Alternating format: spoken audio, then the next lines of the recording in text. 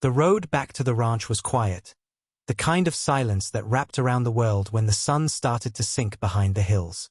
Jack's truck rumbled softly along the dirt path, kicking up golden dust that floated in the fading light. He had been gone for 3 long months, traveling across states for business, meetings, and long days that kept him far from the place that gave him peace.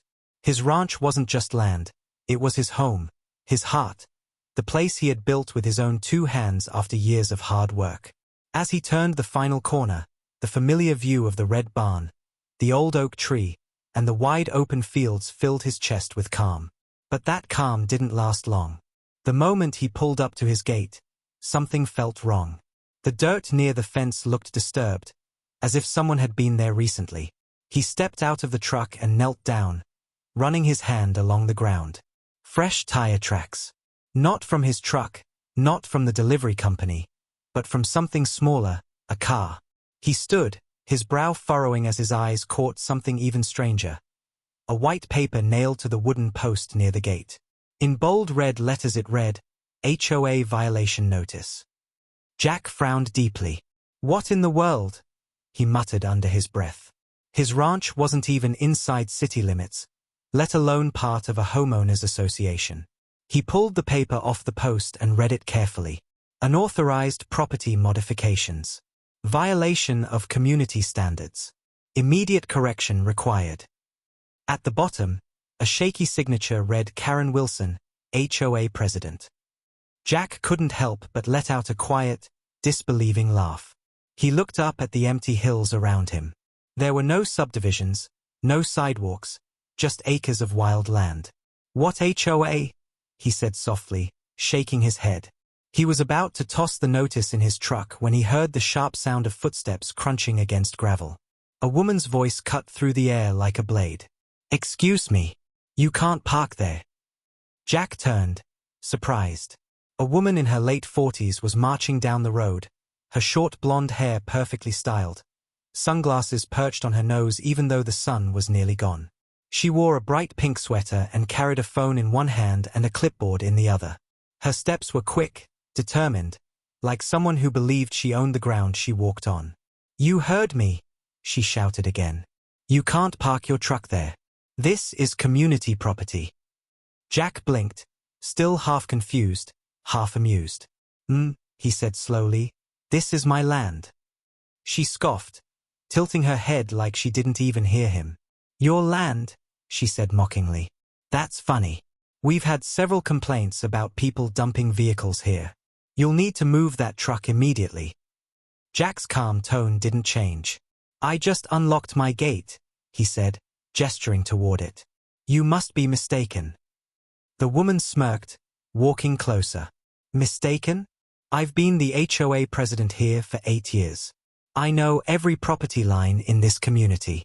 You, sir, are trespassing. Her tone dripped with authority she didn't actually have. Jack crossed his arms and studied her. She looked confident, but there was something in her eyes, something defensive, like she was used to winning arguments through noise, not logic. What's your name? Jack asked politely. Karen Wilson, she said proudly. And you're? Jack, he replied. Jack Thompson. Well, Mr. Thompson, she said, flipping her clipboard open. I'm writing you a citation for parking on restricted property. Jack raised an eyebrow. Restricted by who? The HOA, she snapped. We have very clear rules about property use. Jack chuckled softly, trying to stay patient. There's no HOA here, he said gently. This is my private ranch, registered under Thompson Holdings. It's not part of your community. Her face twisted in irritation. That's not possible, she said, voice rising. All properties in this area are under my authority. That's strange, Jack said calmly. Because I oversee the HOA licensing network across the entire country, and I've never seen this place listed. Karen blinked, momentarily thrown off by his confidence. You, what? She asked, her tone less certain. I said, Jack repeated quietly, I oversee HOAs nationwide. I know exactly which ones are legitimate and which ones aren't. But instead of listening, Karen's pride flared. "That's impossible," she barked, raising her phone. "You think I'll just take your word for it? I'm calling the police." Jack sighed softly, rubbing the bridge of his nose. That's really not necessary." "It is when someone's trespassing," she said sharply. She dialed 911 right there in front of him, her voice dramatic as she spoke. "Hello, yes, I need officers at the corner of Pine Ridge Road and Maple Creek. There's a man here claiming to own property he doesn't. He's refusing to leave." Jack stared at her, half amazed, half disappointed. He had dealt with arrogant people before, board members, politicians, developers, but something about this woman's confidence in her own wrongness was incredible. She ended the call with a satisfied sigh and crossed her arms. "They'll be here any minute," she said proudly. "You'll regret trying to argue with me." Jack said nothing. He simply leaned against his truck, folded his arms, and looked out at the sunset. A few minutes later, the faint wail of sirens echoed down the road. Karen stood taller, smiling smugly. "See? Authority always wins." Jack glanced at her and said quietly, "That depends on who really has it." The patrol car pulled up, and two officers stepped out, both looking confused as they scanned the empty road. Karen waved frantically, pointing at Jack. "That's him," she shouted. "He's the one trespassing. He's dangerous. He wouldn't even show me ID." One of the officers walked over to Jack while the other stayed with Karen. "Sir," the officer said politely, "can I see some identification?" "Of course," Jack said, pulling out his wallet. He handed over his driver's license and a folded document from his truck, a copy of his property deed. The officer took it, glancing between Jack and the papers. "This says the land belongs to you," he said, puzzled. "It does," Jack confirmed. "I've owned it for 10 years. Karen's voice rose behind them. "He's lying. He's not even from around here." The officer sighed and looked at his partner. "We'll run it," he said quietly. They returned to their car to check the database. Karen stood beside Jack, smirking. "Doesn't matter what your fake papers say. I've handled this before. They'll take you in." Jack didn't reply. He simply watched the sunset turn the sky orange. After a few minutes, one of the officers approached again. His face had changed, no longer doubtful, but respectful. "Mr. Thompson," he said, "we're sorry for the misunderstanding. Everything checks out. You're the owner here." Karen's head whipped toward him. "What? That can't be right. Check again." The officer shook his head. The county records are clear. This property isn't under any HOA jurisdiction." "That's ridiculous," she yelled. "It's community land." "No, the officer said firmly. "It's private ranch property." Karen's voice started to tremble, her confidence cracking. "Then why is he even here? Who does he think he is?" Jack turned to her calmly, his voice quiet but powerful. "I told you who I am," he said. "I'm Jack Thompson. I'm the National Director of Homeowner Association Management. Every HOA across the country reports through my office." For a moment, there was silence. Karen blinked, her mouth opened slightly, disbelief washing over her face. You're lying," she stammered. Jack reached into his jacket and pulled out a slim identification case, flipping it open. Inside was a federal-level ID card with his name and title printed clearly beside the HOA bureau seal. The officers glanced at it, then back at him, their expressions respectful. "Understood, sir," one said quietly. Karen's knees almost seemed to weaken as she stared at the card. "That's not possible," she whispered. You can't be. You called the police on the man who runs every HOA in the United States," Jack said softly. "That was your mistake." Her face turned pale, her lips quivering. I didn't know," she muttered. Jack nodded slowly. "You didn't ask either." The officers gave Karen a warning about filing false reports before driving off, leaving her standing in the dirt, speechless. Jack walked past her to his gate, unlocked it again, and drove his truck inside. Before closing it behind him, He looked at her one last time. "Next time you try to use power," he said quietly, "make sure you actually have it." The wind carried his words across the open field as he closed the gate. Karen stood frozen for a long time, staring at the man she had tried to humiliate. When she finally turned and walked away, her confidence was gone, replaced with something she hadn't felt in years: fear. Jack parked beside the barn, stepping out into the fading evening light. The old oak tree rustled above him, the smell of the ranch filling the air again.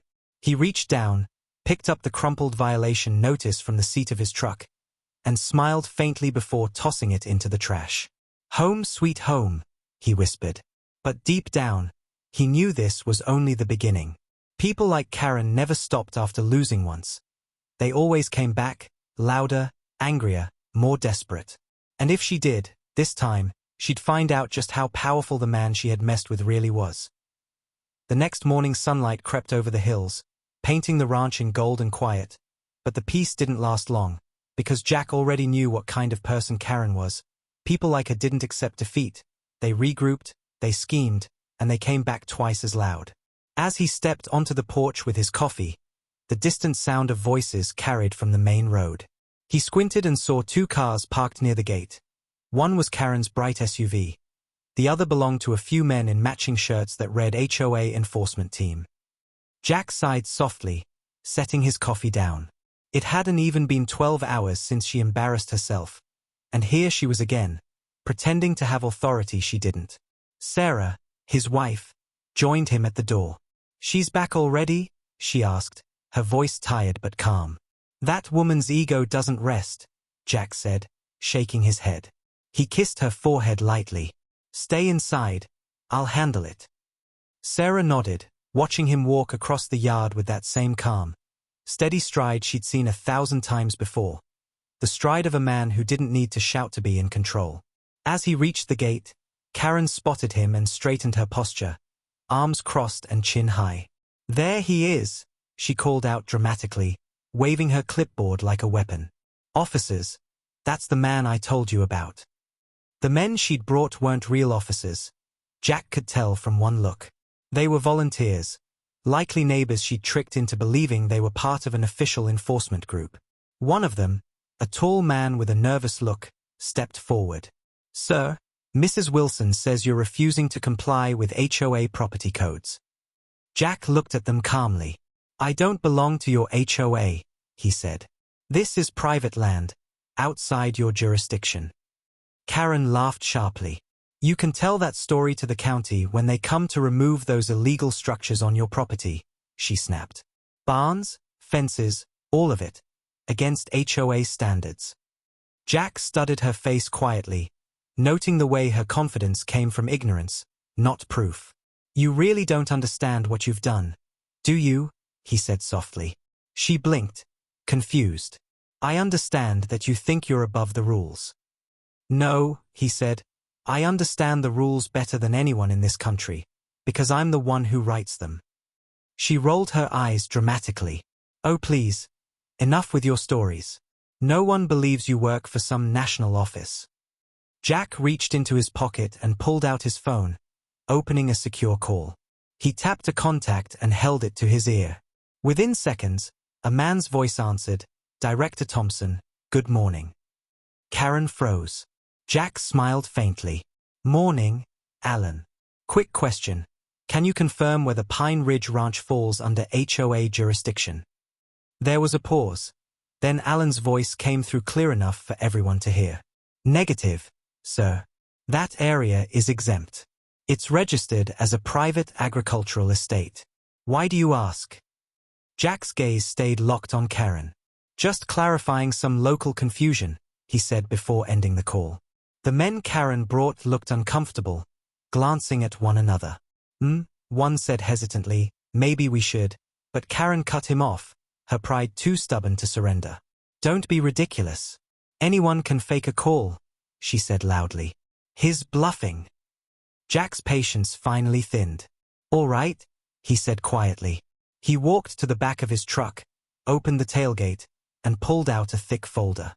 He placed it on the hood, flipping through several official documents until he found what he needed. certificates bearing federal seals, contracts, and his appointment letter. "Here," he said, handing it to the nearest man.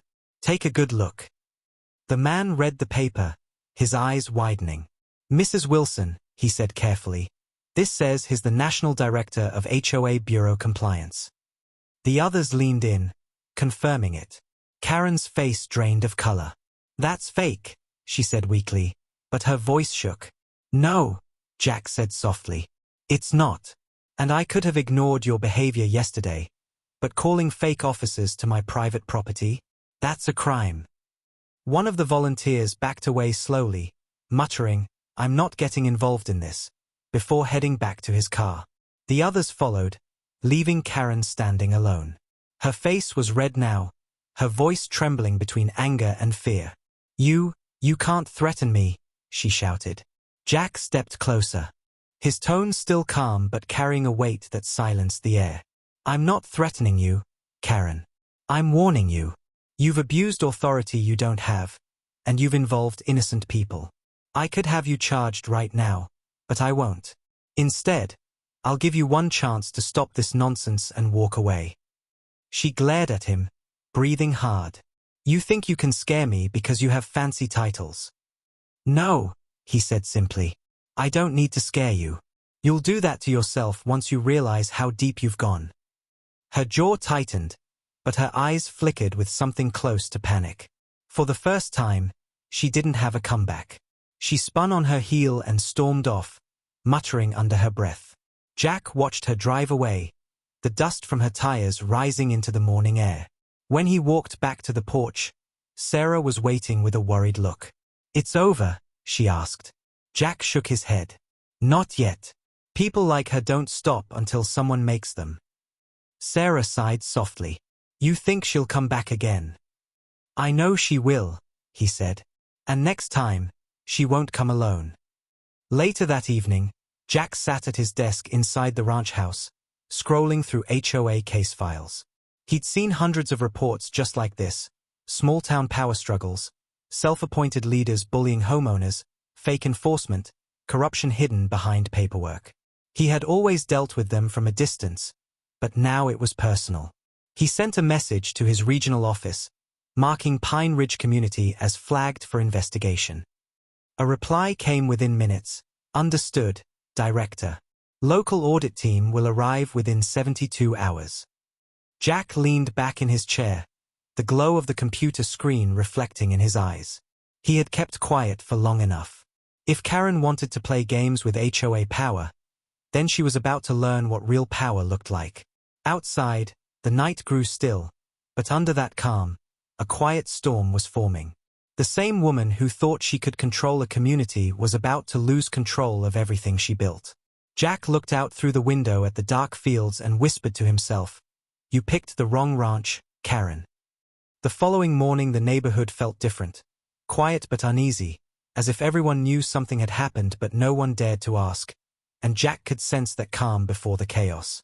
He'd seen it before, in boardrooms, in negotiations, and even in the military bases he'd worked with when managing national property disputes.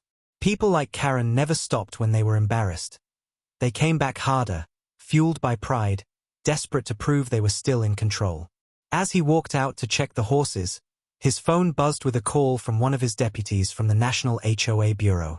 "Director Thompson," the voice said, "our audit team is en route. They'll arrive at Pine Ridge within 48 hours. You'll have full support." Jack nodded. "Good. Keep it quiet for now. I don't want her catching wind until it's too late." He hung up and turned his attention to the fence line, where the wind carried faint voices from the road. He could hear her, Karen, talking to a few neighbors, her tone sharp and commanding. She was standing by her car, surrounded by 3 residents who looked uncomfortable. "He's lying," she said loudly, her words carrying across the distance. "He forged those documents to scare me. He's not some director. He's a fraud trying to take over our neighborhood." The neighbors exchanged nervous glances, uncertain whether to believe her. Jack didn't interrupt. Not yet. He knew that when liars talked too long, they built their own noose. Later that day, when he drove into town for supplies, He noticed eyes following him. Curious, cautious, even suspicious. News of the argument had spread, twisted through whispers until no one knew what was true. At the hardware store, the clerk hesitated before saying hello, and at the cafe, two older women stopped talking the moment he walked in. Jack didn't take it personally. He'd seen this cycle before. When lies spread, truth takes time to catch up. That evening, Sarah brought him a letter that had been slipped under their gate. It was another HOA violation, printed in the same fake format as before, accusing him of disruptive behavior and aggressive conduct. He almost laughed. "She's doubling down," he said softly, setting the paper on the table. Sarah frowned. "She's obsessed, Jack. It's like she needs to prove something." Jack nodded slowly. "She's building a story before the audit team arrives. Trying to make me look like the villain." "So what will you do?" Sarah asked. "Wait," he said, "and let her dig her own grave." 2 days later, the audit team from the National Bureau arrived quietly. 2 SUVs parked near the community hall just after sunrise. The officials wore plain clothes, blending in easily, but their badges carried authority. Jack met them at the entrance, shaking hands firmly. "We'll keep it discreet," the lead investigator said. "We'll start by reviewing her records and financials." "You were right. There's already something odd about the HOA's filings." "Be careful," Jack said. "She's smart when she's cornered." "So are we," the investigator replied. That afternoon, Karen called for another community meeting, trying to rally her supporters. She stood at the front of the small hall, clipboard in hand, voice raised and confident, but her words carried less weight now. "We cannot let outsiders take over our neighborhood," she shouted. "That man, Jack Thompson, he's dangerous. He's trying to control the HOA." The crowd murmured, uneasy. Several people glanced toward the back of the room where 2 strangers, Jack's audit agents, sat quietly, taking notes. Karen continued, waving fake documents in the air. "Look, he's even sending federal agents to spy on us," she yelled, her voice cracking slightly under pressure. The agents exchanged a quick glance. Jack stepped into the room just then, calm and composed, dressed in jeans and a clean white shirt. "That's quite an accusation, Karen," he said, his voice steady. The entire room fell silent. Karen turned, her face red with anger. "You don't belong here. You're not part of this community." "You made me part of it when you filed false complaints under my name," Jack replied. He took a step forward, holding up a folder. "This is a copy of your HOA's financial report. Do you recognize it?" She hesitated, her throat tightening. "Of course I do," she said quickly. "I manage those accounts myself." "Yes," Jack said. "And that's exactly the problem." He turned the folder toward the audience. "These documents show unapproved fees, missing payments, and forged signatures. You've been collecting money from homeowners for years, Karen. Money that never went to community projects." The room erupted in whispers. Karen tried to speak, but Jack continued, his tone still calm but cutting. "You claimed to enforce HOA law, but your organization isn't even legally registered with the county. You don't just lack authority, you've been breaking the law." The lead auditor stood then, flashing his credentials. "I'm with the National HOA Bureau. We've confirmed Mr. Thompson's identity. He's the Director of National Operations, and everything he just said is true." The color drained from Karen's face. "This is insane," she whispered. "You can't just walk in here and—" "We already have," the agent said firmly. "All your accounts are frozen pending investigation.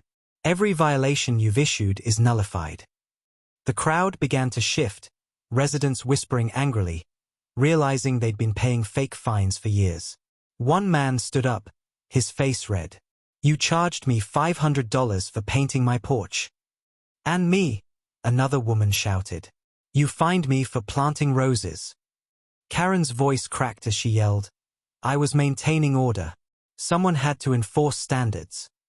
Jack met her eyes. Standards built on greed and fear aren't order, they're control. The noise grew louder as neighbors confronted her, the walls of false power she'd built for years collapsing around her. Karen turned toward Jack, her expression twisting with rage. "You think you've won? You humiliated me in front of my community." "No," he said quietly. "You did that to yourself." The audit team escorted her out of the hall as the crowd's whispers followed, half in shock, half in satisfaction. Jack stayed behind, speaking softly to the remaining residents. "The HOA isn't the enemy," he told them. "It's meant to protect fairness, not punish people for living their lives. I'll help you rebuild it properly, with transparency and respect." The residents nodded slowly, relief mixing with guilt. Some apologized for not stepping in sooner, but Jack didn't hold it against them. Fear had a way of silencing good people. That night, when he returned home, Sarah met him at the door, eyes wide. "How did it go?" she asked. Jack exhaled slowly. "Better than expected. It's over for her." "You think she'll stop now?" He looked out at the fields, the stars glowing faintly above the dark horizon. "No," he said softly. "People like her never stop. They just wait for another chance. But now everyone knows the truth." Sarah placed her hand on his arm. "Then that's enough." Jack smiled faintly. "For now." But deep down, he knew the story wasn't finished yet, because when pride loses power, revenge often takes its place, and Karen wasn't the kind of woman who could live quietly after being defeated. The next few days rolled in quietly, but beneath that silence, tension was still alive in the air, a quiet unease that clung to every corner of the neighborhood. Karen had vanished from sight after the audit meeting, yet her shadow seemed to linger everywhere, in whispers among neighbors, in nervous looks exchanged by those who once supported her, and even in the stiff air that surrounded the community center. Jack knew that kind of silence. It wasn't peace. It was pride licking its wounds, waiting for a chance to strike again. He tried to focus on restoring normalcy around the ranch, repairing fences, restocking the barn, feeding the horses, but his instincts stayed sharp. One evening, while checking the mailbox at the end of his driveway, he found an unmarked envelope tucked beneath a stack of letters. It wasn't stamped or sealed officially, just a plain white envelope with his name written in messy handwriting. He opened it carefully, reading the single line typed inside. "You humiliated the wrong woman." Jack stared at the words for a long time, his jaw tightening slightly. He didn't scare easily. He'd faced threats before, real ones. But something about Karen's stubbornness made him uneasy. She wasn't dangerous in the physical sense, but she was manipulative, and that kind of person could do a lot of damage with the right lies. When he went back inside, Sarah noticed his serious face. "What's wrong?" she asked softly. He handed her the letter, and she frowned after reading it. "She's still trying to scare you." "She's trying to make me react," Jack said calmly. "But I won't. People like her crave attention. The moment you give it, they feel powerful again." Still, that night, he made a few quiet calls to ensure security. Cameras along the property line were checked, passwords were reset, and one of his colleagues from the HOA bureau confirmed that Karen's appeal to reinstate herself had already been denied. "She's desperate," the agent told him. "And desperate people do stupid things." The next morning, a new kind of trouble started brewing. A handful of residents gathered outside the community center, arguing loudly. Jack drove by and saw two men waving papers in the air. Fake HOA notices again, printed with Karen's old logo. She was trying to claw her way back into power from the shadows. He parked nearby and approached the group calmly. "What's going on here?" he asked. One of the men turned and said angrily, "We got new fines from the HOA. Says we're behind on payments again." Jack took one of the papers and studied it. "These are fake," he said quietly. "The real HOA board hasn't issued anything since the audit." "But it came with her signature," another resident said nervously. "She sent them out this morning." Jack sighed. "She's breaking the law again. But this time, we'll catch her in the act." That afternoon, he drove to the local sheriff's office and handed them the letters. Sheriff Collins, a broad-shouldered man with tired eyes, looked through them and nodded.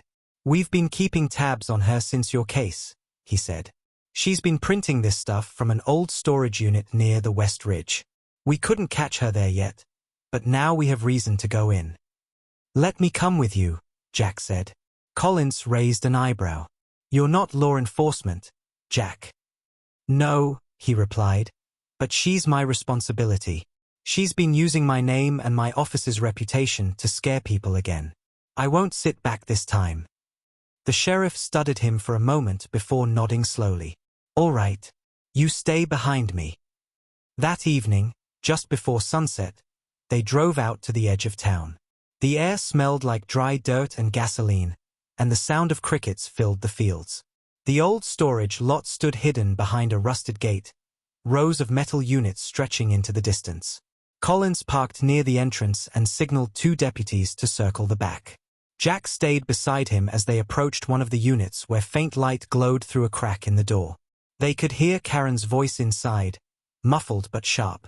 No, I told you to print 20 more. People are already believing it. They'll come crawling back once they realize he's gone. Collins nodded toward the deputies, and one of them yanked the door open. The light inside spilled out, revealing Karen hunched over a small desk surrounded by boxes of paper, fake badges, and a cheap printer that was still humming.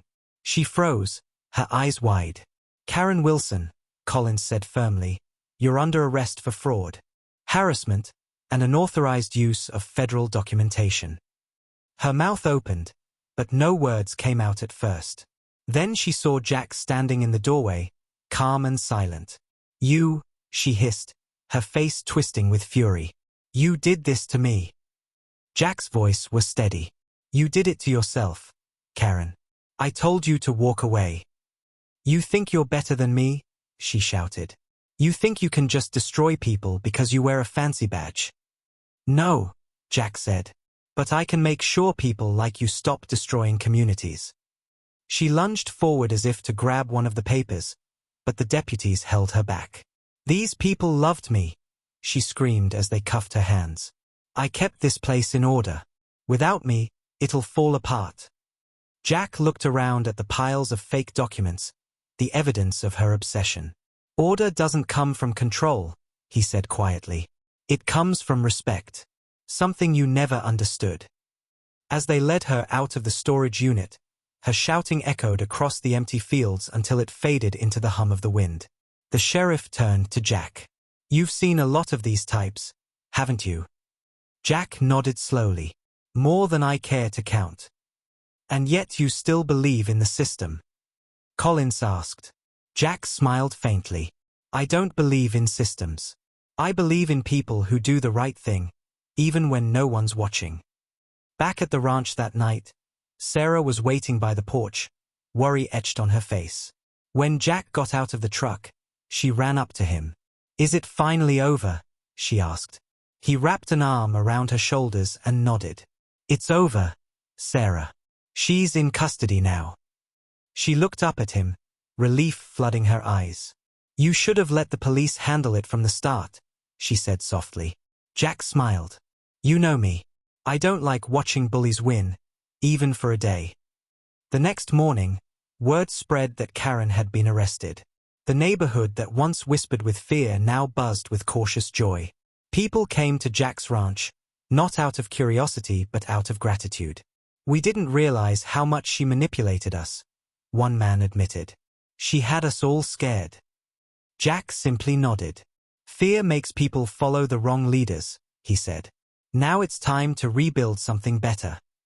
As the sun rose higher, the ranch once again felt like what it was meant to be. A home, not a battleground.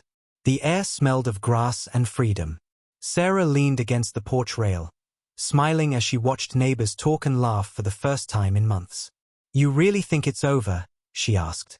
Jack looked out at the hills, his face calm but thoughtful. For her, maybe, he said.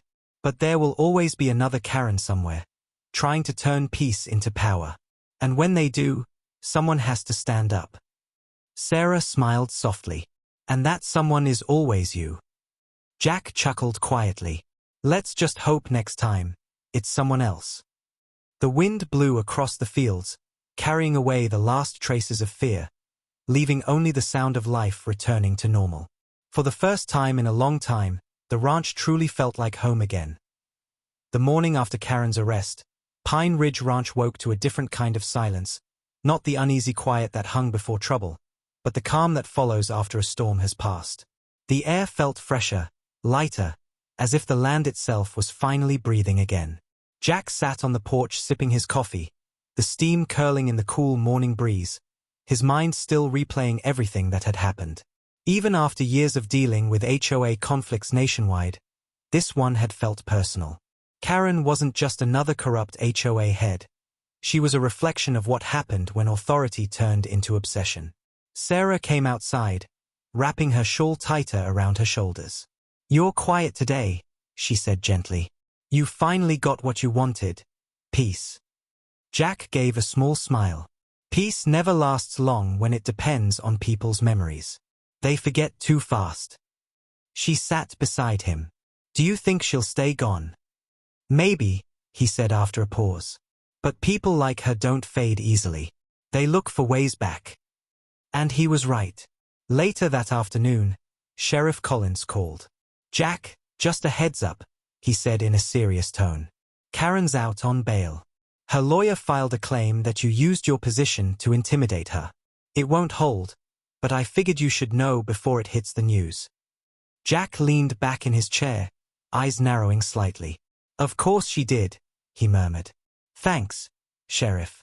I'll handle it." When he hung up, Sarah looked at him anxiously. "She's not giving up."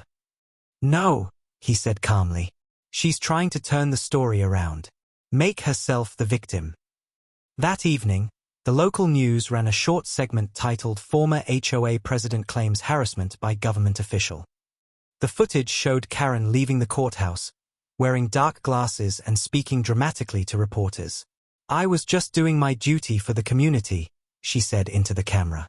"He used his connections to destroy me because I stood up to him." Jack watched in silence. Sarah's hand tightened around his. "She's twisting everything." Jack nodded. "Let her. The truth doesn't need to shout." The next day, the National HOA Bureau's media division reached out. "Director, we've seen the coverage," the spokesperson said. "Do you want us to release a statement?" Jack thought for a moment. "No. I want the people she hurt to speak. That will mean more than anything I could say." Within hours, residents from Pine Ridge began sharing their stories online. Videos, photos, and posts flooded social media. Families showing fake fines, threats, and recordings of Karen shouting at them. One clip showed her yelling at an elderly man over his mailbox color.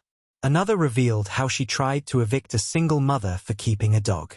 The tide turned quickly. Comments poured in, calling her out, defending Jack, thanking him for exposing her. The story went viral. By evening, news outlets had shifted the headline to "ex-HOA President Faces Backlash After Lies Exposed by Community." Karen's short-lived sympathy collapsed under the weight of truth. But still, Jack didn't celebrate. He knew victory without humility became the same poison that fueled people like her. Instead, he focused on rebuilding. He called a meeting with the residents, not to lecture, but to listen. The community center filled up again, but this time the atmosphere was different. There was warmth instead of tension, curiosity instead of fear. Jack stood at the front, his voice steady and friendly. "You all went through a lot because one person forgot what leadership means," he said. "HOA isn't supposed to control your life. It's meant to protect your rights, your homes, your peace." The crowd nodded, some people even clapping softly. A woman in the front row raised her hand. "Mr. Thompson, will you be in charge now?" Jack smiled faintly. "No," he said. "This is your community. I'll help you set up a new board, one that listens to its members and serves fairly. But I don't live here, you do. You deserve to lead yourselves." His words earned a quiet round of applause. Over the next few days, he helped organize new elections, guiding them through legal steps, ensuring transparency. He even brought in one of his regional officers to train the incoming board members on ethical HOA practices. Slowly, the community started to heal. Neighbors who hadn't spoken in months were now working together, repainting fences, fixing shared spaces, and even hosting a barbecue at Jack's ranch to celebrate a fresh start. But amidst that newfound harmony, Karen wasn't done yet. One night, while Jack was reviewing paperwork in his office, his phone buzzed again, an unknown number. He hesitated before answering. A familiar voice came through, low and trembling. "You think you've won, don't you?" It was Karen. "You ruined my life. My friends won't even look at me. My house is vandalized. You did this." Jack stayed calm. "I didn't ruin your life, Karen. You did when you used power the wrong way. You destroyed me," she shouted. "You humiliated me in front of everyone." "I told you to stop," he said quietly. "I gave you a chance." There was silence for a moment before she whispered, "You'll regret this." The line went dead. Jack sat still for a long moment, then turned off his phone. The next day, he informed the sheriff. Collins sighed. "We'll keep an eye on her. But she's on thin ice already. One more slip, and she's done for good."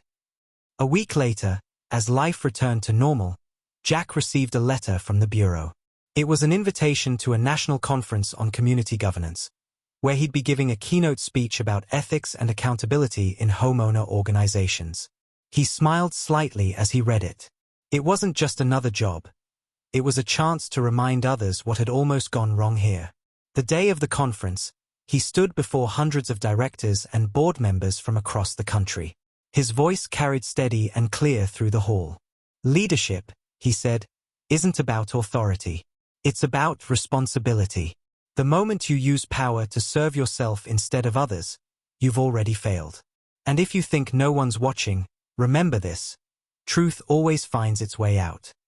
The room fell silent.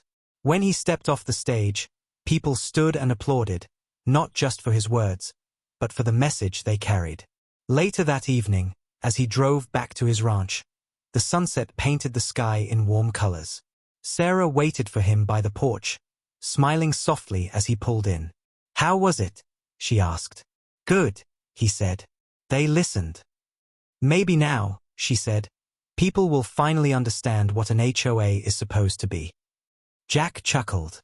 "Maybe. But even if they don't, we'll keep trying." As night fell and the crickets began their song, he looked out over his land, remembering the chaos, the lies, and the courage it took to face it all.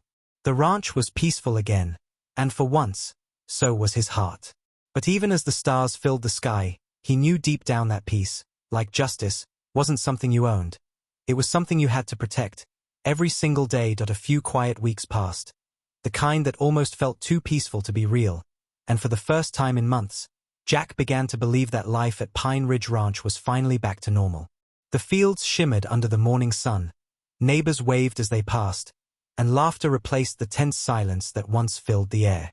The new HOA board was working smoothly under his guidance, organizing fair meetings and fixing issues that Karen had ignored for years. Jack spent most of his days maintaining the ranch, teaching the younger members about responsibility, and enjoying evenings with Sarah on the porch, where the sound of crickets replaced arguments and chaos. But deep down, he knew that peace was fragile, and sure enough, trouble returned, carried not by noise, but by whispers. One morning, Sarah came rushing into his office, holding her phone. "Jack," she said, her voice worried, "look at this." She showed him a local news blog headline. "Former HOA president claims she was framed. Alleges corruption in National Bureau." Jack's expression stayed calm, but his jaw tightened. The article was full of lies. Karen had managed to find a small online journalist willing to print her side of the story. She claimed that Jack used his federal position to silence her because she exposed financial irregularities in the HOA system. It was classic deflection, turning guilt into accusation. Jack leaned back in his chair, sighing deeply. "She's not giving up," he said. Sarah frowned. "She's trying to ruin your name now." "She can try," he said quietly, "but truth has longer legs than lies." Over the next few days, the story started spreading online, gaining traction among conspiracy sites. Some commenters began questioning Jack's integrity, while others defended him fiercely. He'd seen smear campaigns before. He knew how they worked. Karen wasn't looking for justice anymore. She wanted revenge. The next day, he received an unexpected visit from 2 investigators from the Bureau's Ethics Division. Director Thompson, one said politely, "We received a complaint alleging misuse of authority. We're required to conduct a formal review." Jack didn't flinch. "Of course," he said calmly. "You'll find everything in order." He spent hours handing over documents, emails, and records, explaining every decision he made during the Pine Ridge audit. When they left, one of the agents said quietly, "Between us, sir, this looks like a desperate attempt. But we still have to follow procedure."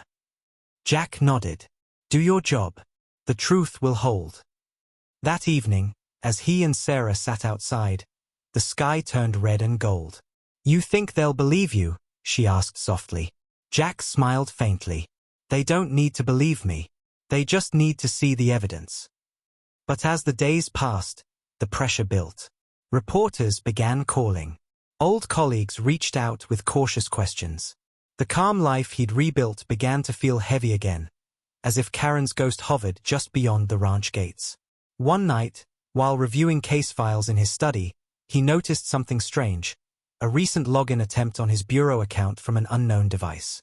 He froze for a moment, then checked the IP trace. It led to a nearby town. His instincts sharpened. Someone was trying to access his credentials. He immediately contacted the Bureau's cybersecurity unit.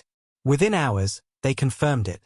Someone had attempted to forge emails in his name to make it look like he had manipulated HOA reports. The digital fingerprints matched Karen's devices. Jack finally had the proof he needed, but instead of feeling angry, he felt tired of the endless cycle of deceit. Still, he knew this needed to end properly, once and for all. The next morning, he drove into the city to meet with the Bureau's regional director. He handed over the evidence, a full digital report showing Karen's attempt to hack and falsify documents. The director reviewed it quietly before saying, "She's crossed a line this time. We'll escalate it to the federal level." Jack nodded. "Make sure it's done cleanly. I don't want anyone accusing me of revenge." "Understood," the director said. "We'll handle it." Days later, a warrant was issued for Karen's arrest under cybercrime and obstruction charges. When the news broke, the same outlets that had spread her lies now reported her downfall. Former HOA president arrested for data forgery and harassment. The story spread fast, and the comments flipped overnight. Those who once doubted Jack now praised him for his restraint and professionalism. But Jack didn't smile. He didn't celebrate. He just felt a deep sense of relief, like a weight had finally lifted from his shoulders. That evening, Sarah found him sitting quietly near the lake, watching the reflection of the sunset shimmer on the water. "It's over," she said softly, sitting beside him. "She can't hurt you anymore." Jack nodded slowly. "I know, but I don't think people like her ever realize the damage they cause. They burn everything, even themselves." "You did what was right," Sarah said. "That's what matters." He looked at her and smiled faintly. "Sometimes doing the right thing costs more than it should. But I'd rather live with that than live afraid." As the evening wind rippled across the lake, he felt the peace return, not the false quiet that hides storms, but the kind that comes after justice is done. The community was safe again, the lies were exposed, and the system he had spent his life protecting had worked exactly as it should. And though he knew there would always be another Karen somewhere, waiting to abuse power for personal gain, Jack also knew that as long as there were people willing to stand their ground, truth would always find its way to the surface. That thought brought him comfort as he stood, wrapping an arm around Sarah and walking back toward the warm glow of the ranch house lights, ready to start another chapter of peace. One he had earned the hard way. Weeks turned into months, and Pine Ridge Ranch finally began to heal in the truest sense. The neighborhood that had once been divided by fear now thrived in unity. Gardens that were once restricted now bloomed in colors, laughter replaced arguments, and people who once whispered now greeted each other with trust. The new HOA board, formed under Jack's guidance, worked with fairness and transparency, posting every decision openly, consulting every homeowner before acting. It wasn't just an organization anymore. It had become a symbol of how leadership should look when built on respect. Jack watched all this quietly from his porch, his hands wrapped around a warm cup of coffee, feeling something he hadn't in a long time: contentment. Sarah sat beside him, a gentle smile on her face. "It's peaceful again," she said softly. "Completely peaceful." Jack nodded. "Peace is rare, but when you protect it, it stays longer." But the world beyond Pine Ridge hadn't forgotten about him. News of his battle with Karen had reached national media, and people across the country began writing letters to the HOA bureau, sharing stories of similar abuse. Neighborhood presidents acting like dictators, issuing fines for nonsense, controlling lives. Jack's inbox overflowed with messages from ordinary homeowners begging for help, thanking him for standing up. It became clear that what happened at Pine Ridge wasn't just a local fight. It was the spark of something bigger. One morning, the bureau director called him personally. "Jack," he said, "we've been reviewing your work at Pine Ridge. You've inspired a national reform program. The board wants you to lead it, rewrite the HOA conduct charter for the entire country." Jack was silent for a moment, staring out at the golden fields. "That's a big responsibility," he said finally. "We need someone who understands both the system and the people," the director replied. "And that's you." Sarah looked at him as he ended the call. "You're going to do it, aren't you?" she asked. Jack smiled faintly. "I have to. If we don't fix the system, there'll be another Karen somewhere, waiting to abuse it."